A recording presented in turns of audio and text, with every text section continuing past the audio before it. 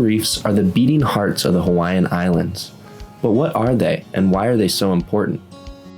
While many people think coral are rocks or a type of marine plant, they're actually tiny colonial animals called polyps that look sort of like miniature sea anemones. The corals we see in the ocean are made up of hundreds of thousands of these microscopic polyps. Inside the polyps of most coral colonies live tiny unicellular algae called zooxanthellae. The zooxanthellae and the polyps have a mutually beneficial or symbiotic relationship in which the polyps provide the algae with a safe place to live, and the algae provide the polyps with most of the organic material they produce through photosynthesis. The polyps then use this material to grow tissues such as calcium carbonate skeletons, which fuse together with the skeletons of neighboring polyps in the colony to form the coral structures you can see by eye. Many corals then grow next to and on top of each other to form reefs. These coral reef structures create entire ecosystems by acting as habitat for countless marine organisms such as fish. This is one of the main reasons why coral is so important. In fact, while coral reef ecosystems make up less than 1% of our oceans, they are home to about 25% of global marine biodiversity. Because of this, coral reefs are extremely important to people all over the world. Globally, around 1 billion people depend directly or indirectly on coral reefs, and the ecosystems generate an estimated $375 billion worth of goods and services each year. And here in Hawaii, reefs play an even greater role in our ecosystems, economy, and communities. They even protect the very land we live on from slipping away into the seas. The reefs surrounding the Hawaiian Islands act as shallow barriers, causing waves to break and lose their energy before they reach the shore. This helps protect the islands from increased shoreline erosion and flooding. You can't replace a coral reef in terms of the kind of erosion control and coastal protection it provides. The coral is a major buffer. That's the difference between protecting islands and having the islands erode. In areas where reefs have been destroyed, subsequent storms, typhoons, hurricanes have come in and washed out entire villages. We saw it happen in parts of Indonesia. It's billions of dollars of infrastructure, everything from roadways and sewer pipes and water lines and electrical lines that are protected by coastal reef ecosystems. Not only do they protect our islands and infrastructure, but reefs also support a massive portion of Hawaii's economy, especially in relation to Hawaii's largest industry, tourism. Coral reefs draw tourists from around the world who come to participate in activities such as snorkeling, scuba diving, and surfing, which all revolve around reefs. Our coral reefs that attract tourism. Tourism is the economy of Hawaii right now, unfortunately, but it is what we have. However, perhaps most important is the role coral reefs play in supporting the thriving marine ecosystems that provide food for the people of Hawaii.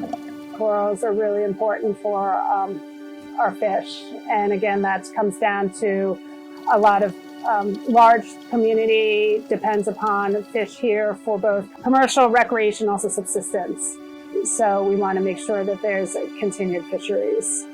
Fish in Hawaiian culture is super important. One, it was a primary source of protein and feeding each other, but it was a lot of cultural identity with the type of practices and the fish that is eaten and how it's taken.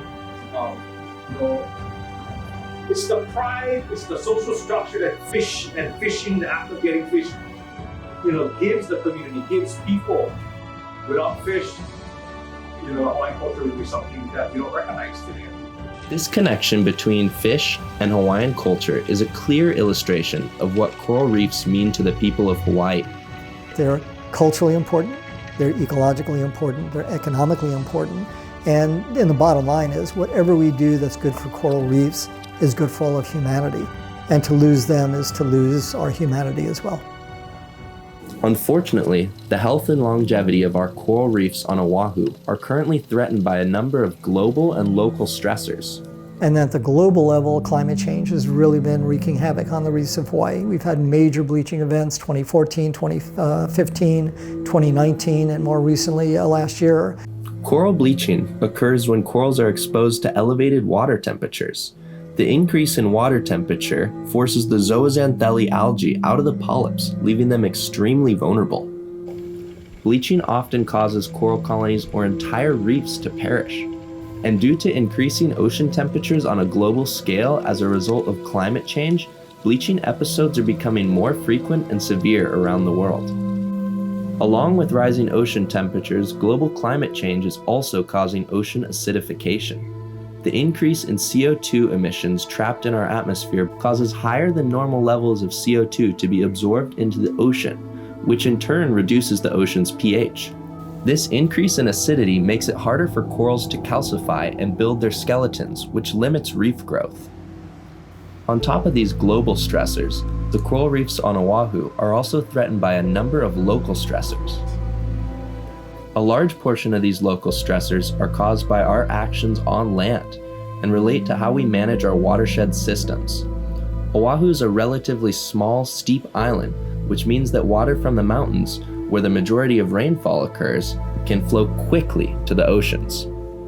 And because we are high islands and the distance between land and sea are so minimal, that poor land use practices on land end up resulting in a lot of sedimentation going into the water. And it's not just the sediments, but it's a lot of things that are carried with the sediments as well. Everything from agrochemicals, pesticides, insecticides, herbicides in particular. We have heavy metals, we have gasoline products, and even nutrients from sewer outfalls. So anything used on land today is going to end up in the ocean. And so for this reason, land-based source of pollution is a very big issue in the main Hawaiian Islands. As development and urbanization began on Oahu, watershed management strategies began to disregard the mountain-to-sea connection in favor of prioritizing flood control. This development led to the channelization of watersheds straight from the mountain to the ocean, with little opportunity for water to reabsorb back into the groundwater aquifers. This has significantly increased the impact freshwater runoff has on coral reef ecosystems, especially during major rain events. We did a study in Mauna Lua Bay, 2008. There was a huge rainstorm, and going up into the Kuli'o'o watershed, it was like Category 4 rapids. You could ride a kayak down from all the stuff coming out of the watershed. Boulders this big around were being pushed by the velocity of the water down that concrete runway, and the sediment plume went out about 3 football fields. In that one rainfall event, we measured 20 tons of sediment being deposited at the mid-channel marker buoy, and no coral reef can withstand 20 tons of sediment in a 24-hour period. What we've really done with these concrete runways and the so-called flood control is we've taken an asset, fresh water, that has all this value and turned it into a liability. It's killing coastal reefs and killing coastal marine ecosystems. The problem is we can't continue to use our coastal ocean as a dumping ground. On top of destroying water quality and smothering reefs, this increase in sedimentation creates more nutrient-rich waters, which promotes algal growth. Coral are in direct competition with these algae for resources such as nutrients, sunlight, and available space. Thus, the overgrowth of algae is another local stressor on coral reefs around Oahu. At certain locations around the island, algae is outcompeting and smothering coral and other native organisms, destroying the reef ecosystems. And then due to a lot of the development, shoreline, particularly Hawaii Low Ridge and some of these other ridges, there was a lot of mud that actually just flushed off and went right into the bay. And then that allowed some of these invasives to really grow. And we have 3 dominant species in our bay for invasive alien algae. One is mudweed, the other is this prickly seaweed, and the other is gorilla ogo. This algae overgrowth is also due to the overfishing of herbivorous reef fish such as kala, manini, and uhu. Those species feed on algae and help keep it under control, so the decline in their populations is another local stressor threatening the health of our coral reef ecosystems.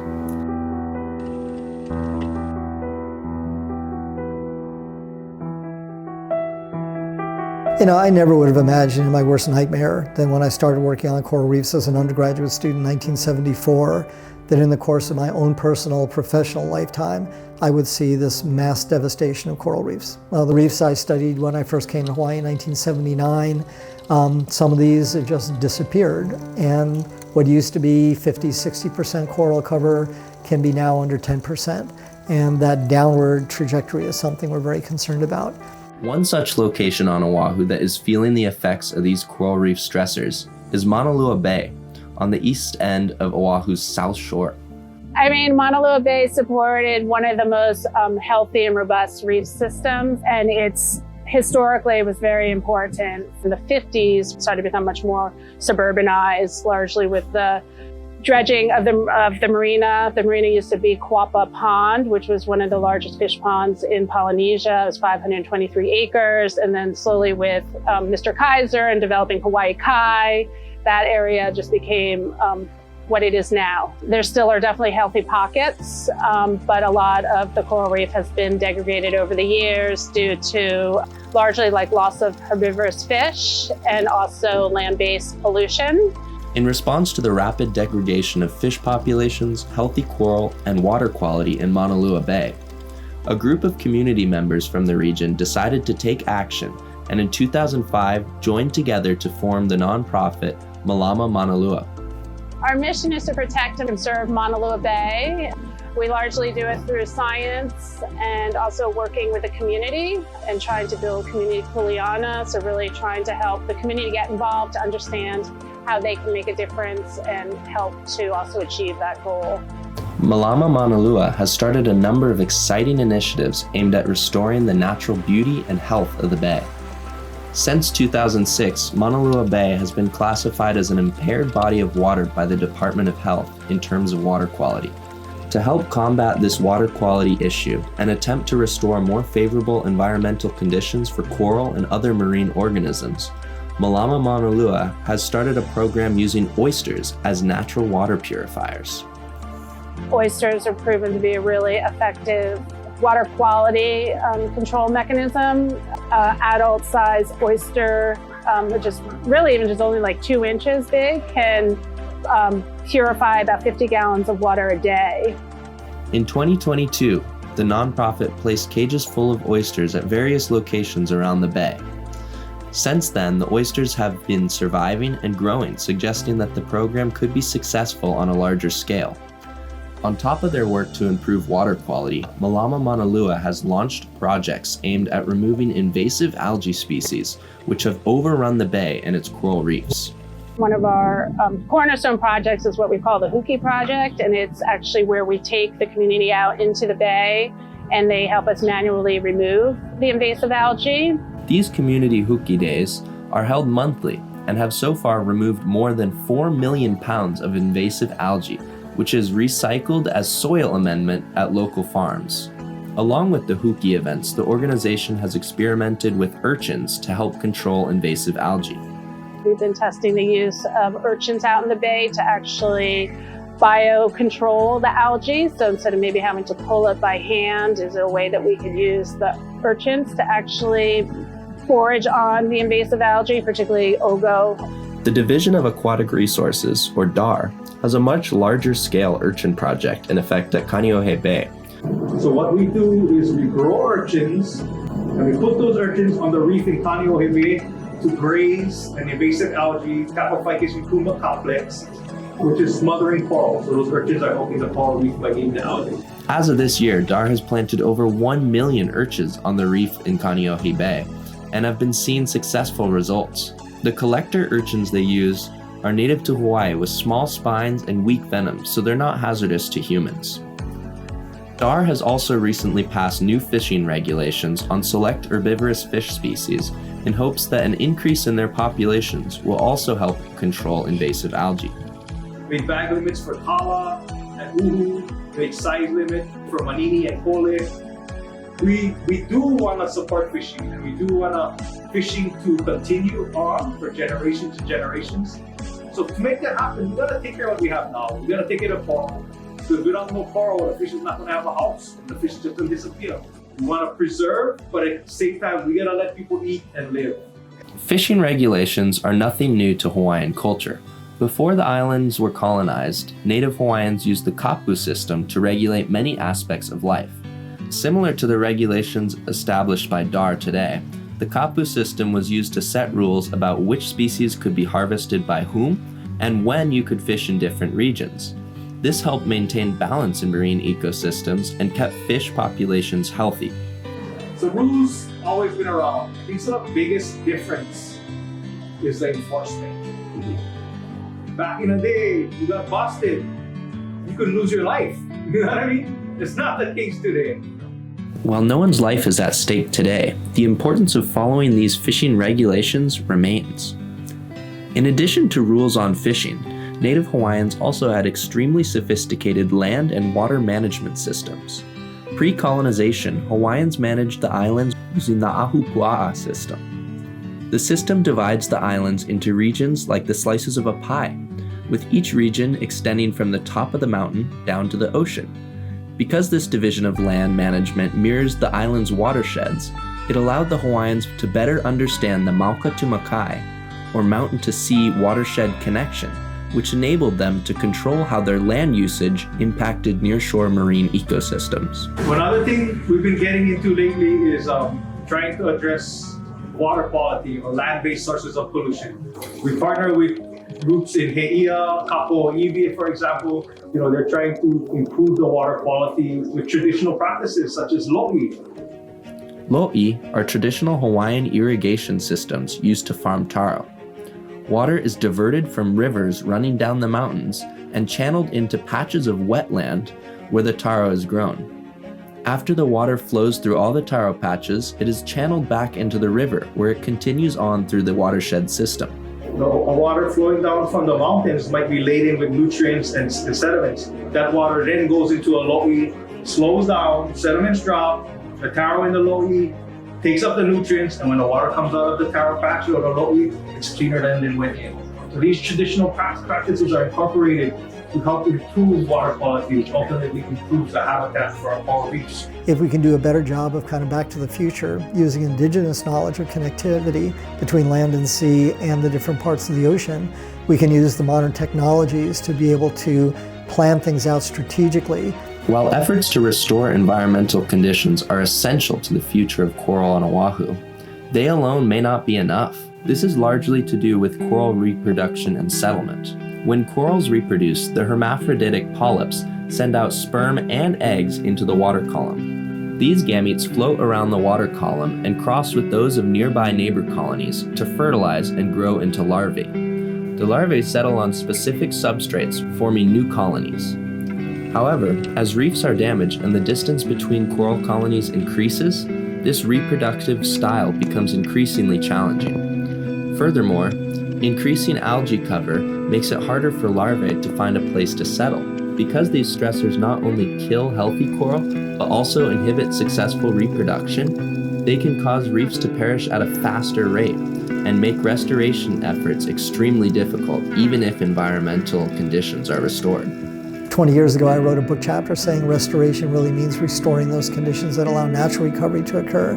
But so many of our reefs, not only in Hawaii but worldwide, are so low now in coral cover that we really need this kind of intervention to make things work. In order to jumpstart reef recovery, a number of organizations around the island, such as DAR, have started coral farming and outplanting programs to restore coral cover on damaged reefs. So here at our coral nursery, we produce coral modules. And so what we're basically doing is taking a small coral, cutting it up into a lot of small pieces, and then putting it on this kind of concrete pyramid. The way coral grows, it grows on the edges. So the more edge it has, the faster it's gonna grow.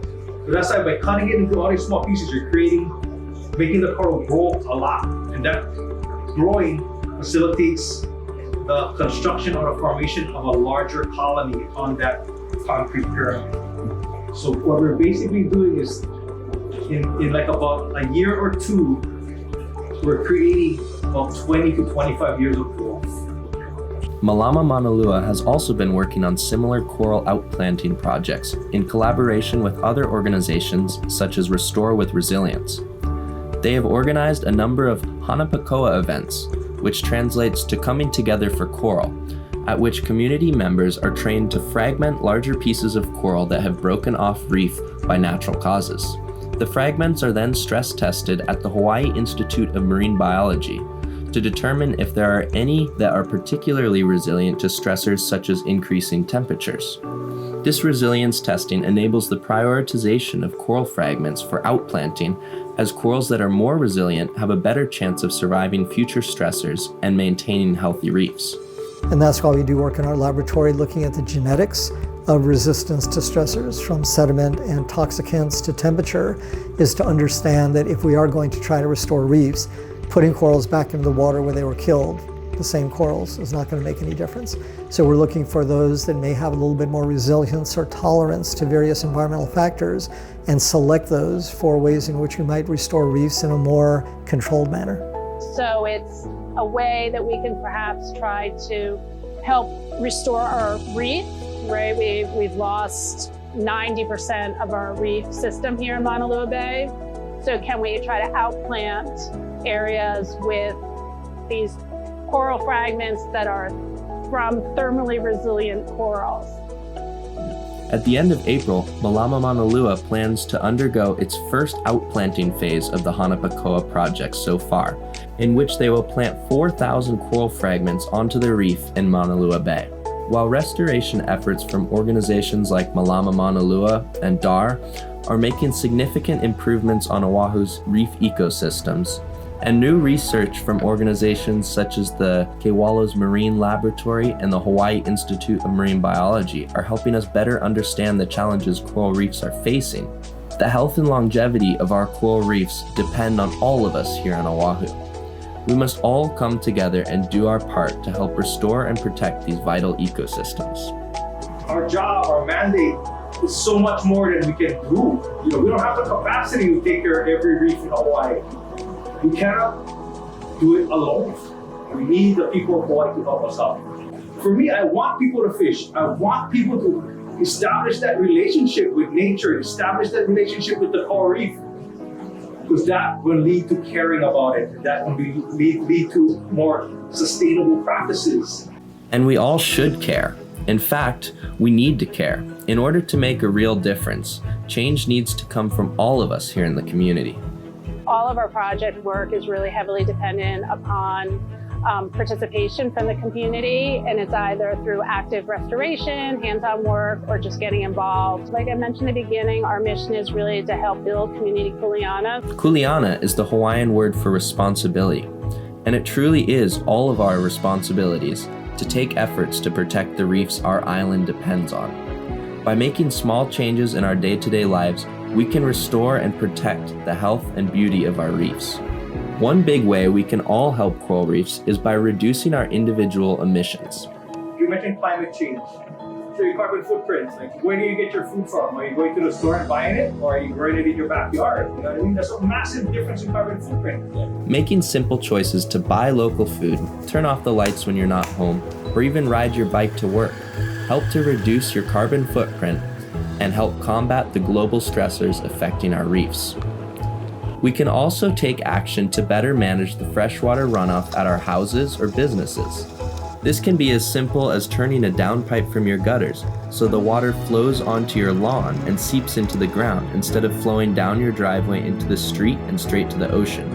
For even greater effects, you can build a rain garden or start a rain collection barrel to help water your plants. On top of what we do at home, we can make choices as consumers to influence market trends towards more sustainable products. Choosing to buy recyclable, sustainably sourced, and non-toxic products helps reduce your impact on the environment and coral reefs. Little choices like that can add up, and it's a matter of scale. When it goes from 1 to 100 to 1,000 to 10,000 to 1,000,000, people can make a difference, and they can change the market forces as well. If people refuse to buy things that are damaging to the environment, then the businesses have no choice but to adjust to it as well. So be careful when you're buying personal care products. Look at your medicine cabinet, look at your shower. You probably have more toxic chemicals in your bathroom than I have in my laboratory, which is saying something. And when you're in the ocean, make sure to think about coral health. Follow all fishing regulations and avoid stepping on or touching coral whenever possible. I never use any of the sunscreens that have oxybenzone or octisinate. I use mineral sunscreens and non-anodized forms. Rather than using a lot of sunscreen, I actually just use, UV protective gear. I'm in the sun all the time, so I have more rash guards than I have Aloha shirts, And on top of all these options, the easiest way that anyone can help protect our reefs is by raising awareness. Oahu's coral reefs are in danger, and everyone needs to know. And to see that devastation of reefs during my lifetime is something that I never would have imagined in my worst nightmare. And we just can't leave this as a legacy for the future. So I say that not just as a scientist, but as a parent. We really need to turn things around. And if we all come together to address the challenges facing our reefs, we can turn things around. There is hope for the coral reefs of Oahu, but we must all do our part. The time for change is now. You know, every day it's hard to look around at what's happening in the world. You know, you see corals dying, you see climate change going on, the projections. You know, it's hard not to get beaten down, but I think by the same token, challenges are opportunities. We're at a very challenging time, but this is an opportunity to get it right. And if I didn't think we could do it, I would have changed careers a while ago.